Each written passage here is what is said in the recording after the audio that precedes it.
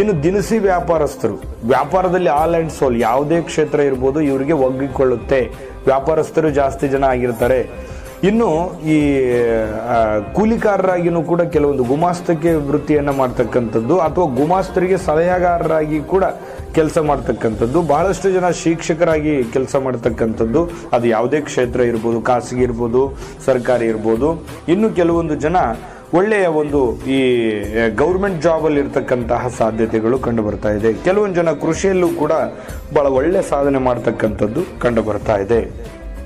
ಬನ್ನಿ ಆಗಿದ್ರೆ ಈ ಒಂದು ಪೂರ್ವ ಫಾಲ್ಗುಣಿ ನಕ್ಷತ್ರದಲ್ಲಿ ಹುಟ್ಟಿರ್ತಕ್ಕಂಥ ವ್ಯಕ್ತಿಗಳ ಆರೋಗ್ಯ ಯಾವ ರೀತಿ ಇದೆ ಅನ್ನುವಂಥ ಮಾಹಿತಿಯನ್ನ ನೋಡೋದಾದ್ರೆ, ಇವರ ಆರೋಗ್ಯದಲ್ಲಿ ಅತಿಯಾದ ಈ ಕಾಲುಗಳ ನೋವು ಕಂಡು ಬರ್ತವೆ. ಸ್ವಲ್ಪ ಹಿಂಬಡಿಯ ನೋವು, ಸ್ವಲ್ಪ ಕೆಳಗಡೆ ಕಾಲಿನ ನೋವು, ಜಾಸ್ತಿ ಪಾದದ ನೋವು ಕಂಡು ಬರುತ್ತೆ ಕೆಲವೊಂದು ಜನರಿಗೆ.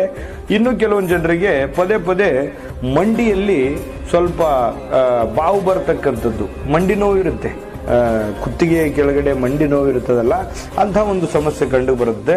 ಇನ್ನು ಅತಿಯಾದ ಸ್ವಲ್ಪ ರಕ್ತದೊತ್ತಡ ಇರ್ತದೆ. ಕೆಲವೊಂದು ಜನರಿಗೆ ಸ್ವಲ್ಪ ನರಗಳ ದೌರ್ಬಲ್ಯ ಇರುತ್ತೆ. ಈ ಕಾರಣದಿಂದಾಗಿ ಸ್ವಲ್ಪ ಅತಿಯಾದ ಬೇಸರ ಇರುತ್ತೆ, ಅವರಿಗೆ ಸ್ವಲ್ಪ ಕಷ್ಟ ಇರುತ್ತೆ, ಸ್ವಲ್ಪ ಬೇಸರ ಅಂತ ಅನಿಸ್ತದೆ ಆರೋಗ್ಯ ವಿಚಾರವಾಗಿ.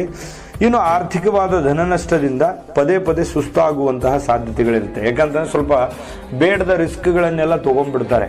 ಯಾರೋ ಒಂದು ಕಷ್ಟ ಅಂತ ಬಂದ್ಬಿಟ್ರೆ ಅಂತಂದ್ರೆ ಅವರಿಗೆ ಹೆಲ್ಪ್ ಮಾಡ್ಬಿಡ್ತಾರೆ. ಅಂತ ಬೇಡದ ಕಷ್ಟಗಳಿಂದ ಏನಾಗುತ್ತೆ, ಆರೋಗ್ಯದ ಮೇಲೆ ಚಿಂತೆಗಳು, ವ್ಯಸನಗಳು ಜಾಸ್ತಿ ಇರುತ್ತೆ. ಇನ್ನು ನಾವು ಈ ಮದುವೆ ವಿಚಾರಕ್ಕೆ ಸಂಬಂಧಪಟ್ಟಂತ ಮಾಹಿತಿಯನ್ನು ನಾನು ತಿಳಿಸೋದು ಬಾಕಿ ಇದೆ. ಅದಕ್ಕಿಂತ ಮುಂಚೆ ಈ ವಿಡಿಯೋ ನಿಮಗೆ ಇಷ್ಟ ಆಗಿದೆ ಅಂತ ನಾನು ಅನ್ಕೊಂಡಿದ್ದೀನಿ. ಇಷ್ಟ ಆಗಿದ್ರೆ ಲೈಕ್ ಮಾಡಿ, ಶೇರ್ ಮಾಡಿ, ನಮ್ಮ ಚಾನಲ್ ಅನ್ನ ಸಬ್ಸ್ಕ್ರೈಬ್ ಮಾಡ್ಕೊಳ್ಳಿ. ಬಹಳಷ್ಟು ಜನ ಚಾನಲ್ ಇಷ್ಟಪಡ್ತಾರೆ, ಬಟ್ ಆದ್ರೆ ಸಬ್ಸ್ಕ್ರೈಬ್ ಮಾಡೋದನ್ನ ಮರ್ತು ಬಿಡ್ತಾರೆ. ಹಾಗಾಗಿ ಸಬ್ಸ್ಕ್ರೈಬ್ ಮಾಡೋದನ್ನ ಮರಿ